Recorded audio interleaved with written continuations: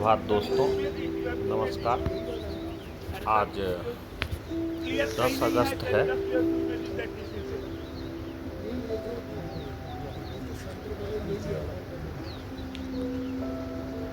तो दोस्तों, सामने जो हम देख रहे हैं ये है नाभि पर्वत। इसका शेप आप देख सकते हैं कि ये थोड़ा सा नीचे की तरफ धंसा हुआ है। तो इसको पार्वती जी का नाभि बोलते हैं कि यहाँ पे उनकी नाभि गिरी थी, और इसी के वजह से इस जगह का नाम नाभिढंग रखा गया है। और सामने जो नदी आती हुई दिखाई दे रही है वो ओम नदी है, और सामने ओम पर्वत है, लेकिन उस पे बर्फ़ नहीं है, इसलिए वो शेप आप क्लियरली देख नहीं पा रहे हैं। और वहाँ पे बादल भी हैं, कल भी थे बादल, तो अभी वो देख पाना तो संभव नहीं हो रहा है। पीछे भी आप पहाड़ देख सकते हैं, फॉग में सब छुपा हुआ है।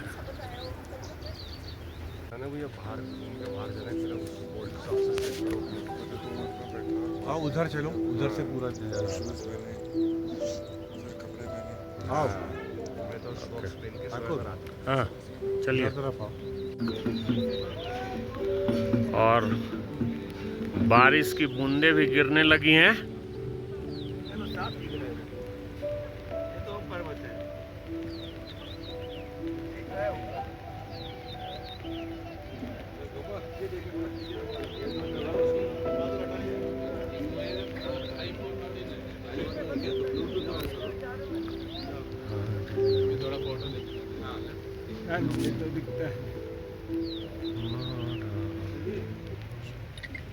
ये देखिए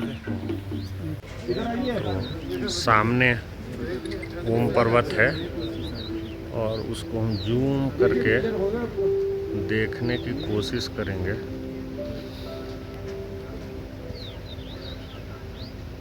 वैसे बर्फ है नहीं, तो वो ज़्यादा क्लियर नहीं दिख रहा है, फिर भी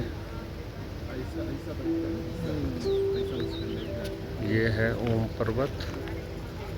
और इसके बगल में बनता है ये डमरू, उसके बगल में गणेश जी, और इधर कार्तिक।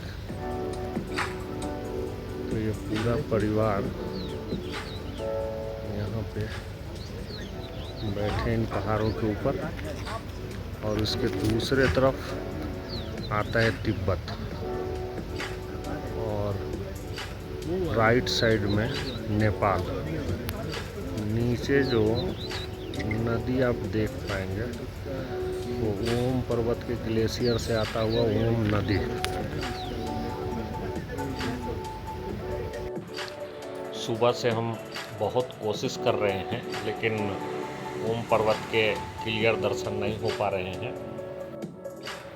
वैसे तो यहाँ हमें कल ही पहुँच जाना चाहिए था। यहाँ पे 2 दिन रुकने का शेड्यूल था एक्लेमेटाइजेशन के लिए, लेकिन हम धारचूला में 1 दिन लेट हो गए थे। उसके वजह से हम यहाँ बस 1 ही रात रुकने का मौका मिला है, और हम ओम पर्वत का दर्शन शायद संभवतः यहाँ नहीं कर पाएंगे।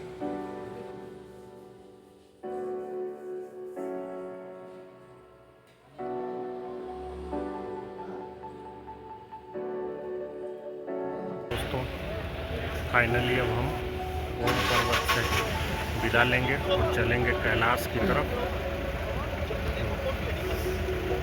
आपको अब मैं कैलाश में मिलता हूँ।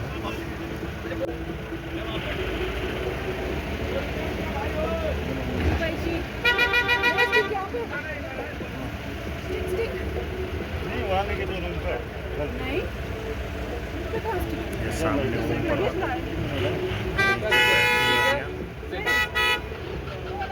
ये सब बादलों में छुपा हुआ है।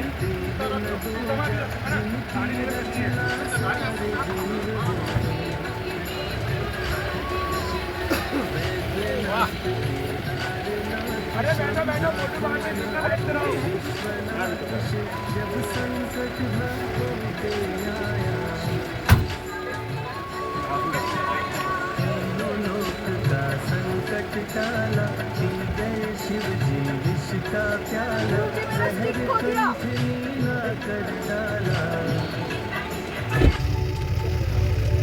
दोस्तों अब हमारा जत्था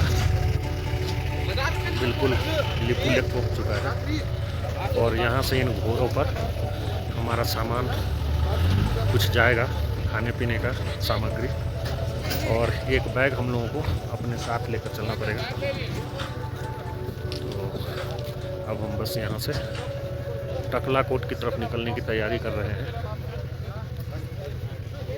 तो फिर अगर मौसम क्लियर रहा तो हम टकला कोट से कैलाश के दर्शन कर पाएंगे। फिर मैं वहाँ से आपको दिखाऊंगा कैलाश पर्वत।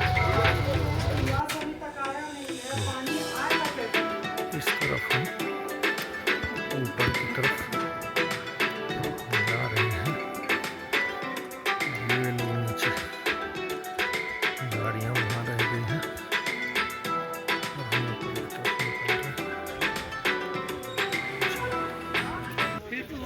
तो अब अभी हम लिपू लेक दर्रे पे पहुंच गए हैं और बस यहाँ से अब हम लोगों को चाइनीज अथॉरिटी को हैंड ओवर कर दिया जाएगा। तो हम लोग यहाँ पे इंतज़ार कर रहे हैं, बस उस तरफ क्रॉस करने का सारे लोग आ जाएं तो फिर हम लोग उस तरफ टकला कोट की तरफ निकल जाएंगे। हर हर महादेव, हर हर महादेव। ये घोड़े पर हमारा सामान साथ में चलता हुआ, और जैसा कि मेरा नाम अल्फ़ाबेटिकली सबसे नीचे आ रहा है लिस्ट में टूरिस्ट वीज़ा के, तो मैं सबसे पीछे ही जाऊंगा। तो अभी सारे भाई लोग आगे अल्फ़ाबेटिकली लग गए हैं ABCD के हिसाब से, और वो लोग जब क्रॉस कर लेंगे तो ये सारे लोग लाइन अप हो गए हैं और एक एक करके वो आगे निकल रहे हैं। तो ये हमारे भारत और तिब्बत की सीमा लगती है। यहाँ पे जो है, अब तिब्बत चीन का हिस्सा है तो उसे हम भारत चीन सीमा कह सकते हैं। तो हम अपना पासपोर्ट दिखाकर और वीज़ा के सीरियल नंबर के हिसाब से उसको मैच करके उस तरफ निकल जाएंगे। तो हमसे जुड़े रहने के लिए आप लोगों का धन्यवाद। हर हर महादेव, जय शिव शंभो। तो फाइनली हम सारे लोग इधर नीचे उतर रहे हैं टकला कोट की तरफ, और आगे से जो है हमें गाड़ियों में टकला कोट की तरफ जाना है। नीचे कुछ लोग पहुंच गए हैं।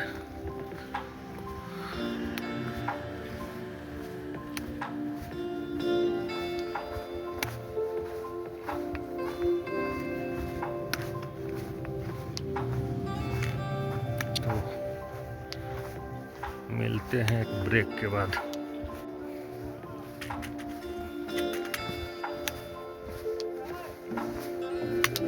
हम लोग लिपू लेक दर्रे से, ये आप देख सकते हैं, यहाँ से हम नीचे चाइना के एरिया में उतर रहे हैं और अब हम पहुंच जाएंगे वहाँ से गाड़ी में बैठ के टकला कोट। और नीचे से सामान छोड़कर ये घोड़े ऊपर जाते हुए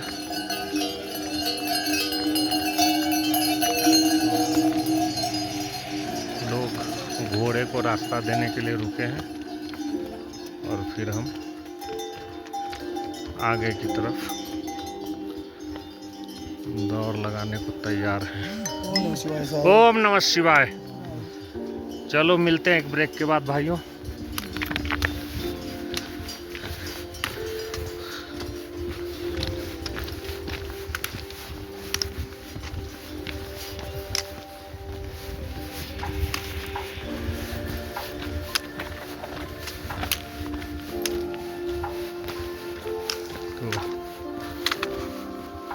ऊपर चढ़ने में तो सांसें फूल जाती हैं, लेकिन नीचे उतरना संभव आसान होता है।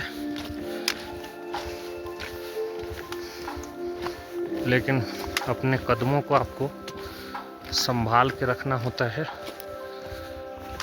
आपके फिसलने का खतरा भी रहता है। तो आज धुंध की वजह से हमें यहाँ से पर्वत के दर्शन तो नहीं हो पाए, क्योंकि पूरा ही धुंध भरा है और इवन आप ऊपर से आते हुए लोगों को भी दूर से शूट नहीं कर पाते हैं।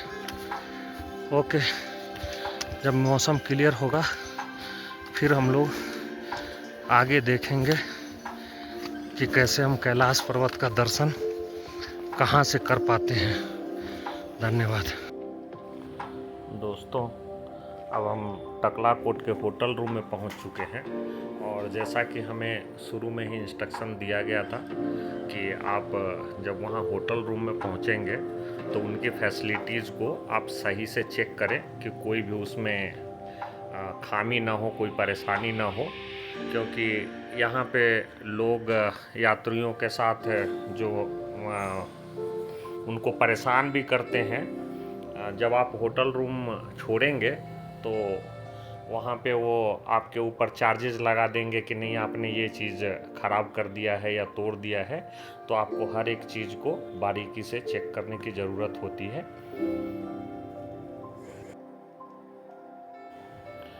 वैसे भी चाइना वाले हमारा मित्र होने का दम तो भरते हैं, लेकिन वो एक्चुअल में हमारे साथ मित्रवत नहीं होते हैं, वो बस केवल दिखावा करते हैं।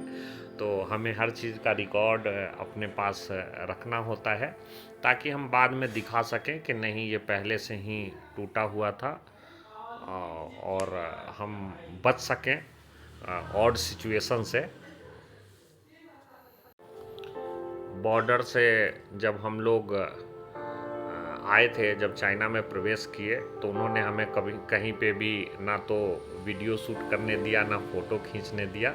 बिल्कुल पर्दे लगे हुए सीसीटीवी के निगरानी वाले बस में वो हमें टकलाकोट तक लेके आए हैं।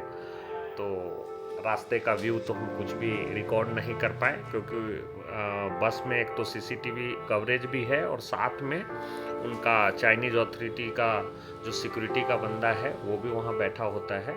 तो वो बिल्कुल भी पर्दे खोलने नहीं देते हैं और आपको कुछ भी रिकॉर्ड करने नहीं देते हैं। यहाँ जहाँ पे हम होटल में रुके हैं तो इसके ग्राउंड फ्लोर पर एक बहुत ही बड़ा शॉपिंग मॉल कह सकते हैं इसको। यहाँ पे हर ज़रूरत की सामान यहाँ पे मिल रही है। यहाँ पे आपको पानी से लेके बियर, दारू, साइकिल, हर तरह की चीज़ें आपको इस स्टोर में मिल जाएंगी।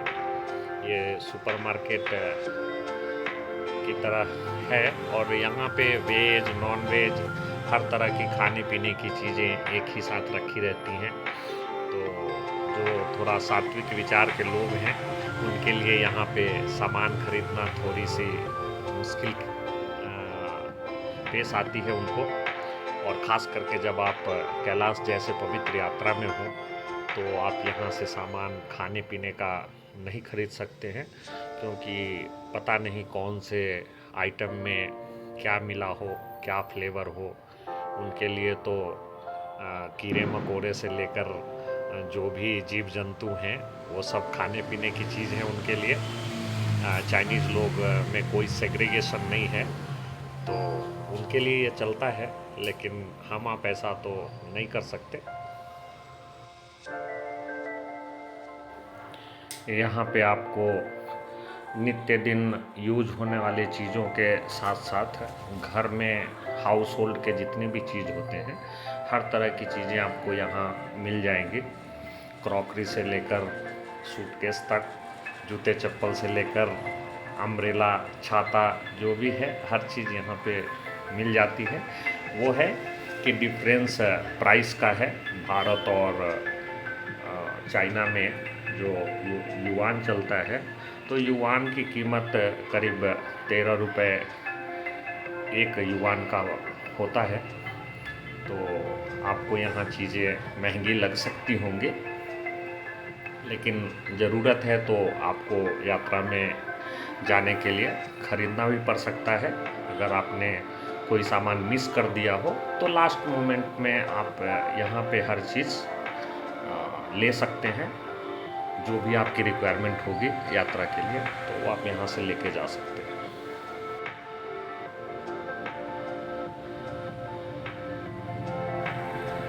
और यहाँ पे एक और भी परेशानी ये होती है कि आप जो है कोई भी स्टोर में जाएंगे तो यहाँ पे जो दुकान में जो लोग हैं वो आपसे बिल्कुल भी आपकी भाषा में बात नहीं करेंगे। वो बिल्कुल अपने लोकल लैंग्वेज में बात करते हैं, चाइनीज़ में बात करते हैं।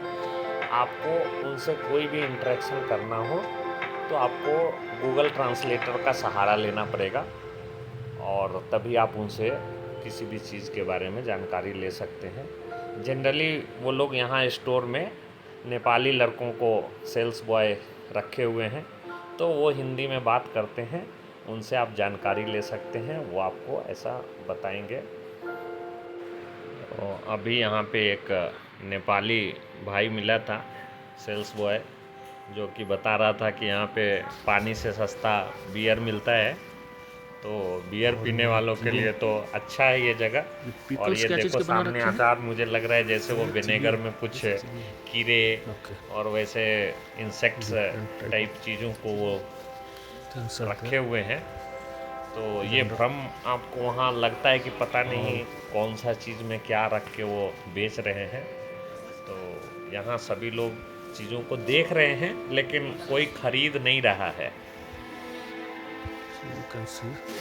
यहाँ पे जो भी यात्री समूह आते हैं कैलाश परिक्रमा के लिए, दर्शन के लिए, तो वो सामान्यतः अपने साथ अपना कुक लेके आते हैं। खाना बनाने वाले वो साथ में लाते हैं और जो राशन भी वो ड्राई अपना लेके आते हैं और अपना खुद का कुकिंग करके ही वो लोग खाते हैं। कोई भी यहाँ होटल में या इन व्यवस्थाओं में नहीं खाता है खाना, क्योंकि उनको एक मन में डाउट होता है। यहाँ पे आप कुछ भारतीय प्रोडक्ट्स को भी देख सकते हैं, जैसे सामने पार्ले जी पड़ा हुआ मुझे यहाँ पे दिखा था अभी। तो मैं कोशिश कर रहा हूँ कि यहाँ पे और कोई प्रोडक्ट भारतीय यहाँ स्टोर में बिक रहा है कि नहीं बिक रहा है, इसी को देखने का हम कोशिश कर रहे हैं कि यहाँ किस तरह की चीज़ें मिल रही हैं।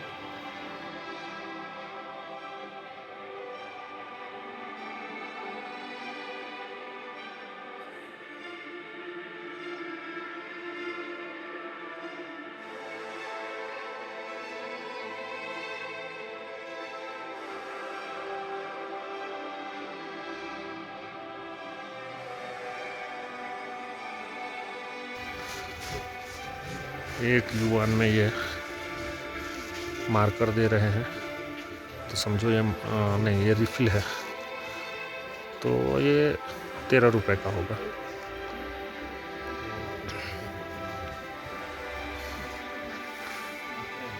यहाँ बहुत सारी चीज़ें हैं। 35 युआन में ये कुछ फाइल जैसा कुछ लग रहा है। 58 युआन का है और इधर कवर्स भी हैं, नोटपैड, डायरीज, तो हर तरह की चीज़ें हैं।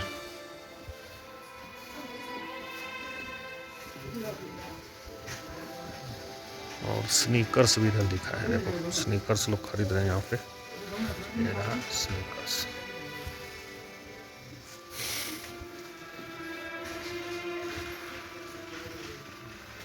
गोपा जी क्या खरीद रहे हो फिर आप इतने सारे चीज़ों में? कुछ नहीं, बट एक चीज़ आपने देखा कि यहाँ पे, तो चलिए अब हम चल के आपको अपना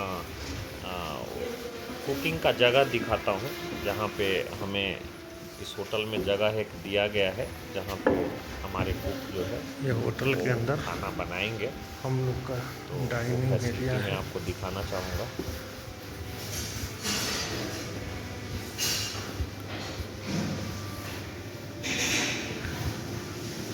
यहाँ पे जो है हमारे लिए खाने पीने की व्यवस्था चल रही है।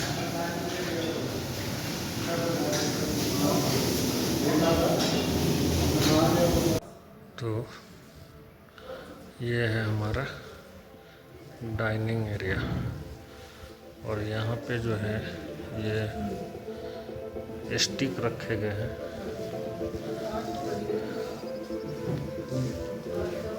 और बाहर आप पहाड़ों को देख सकते हैं।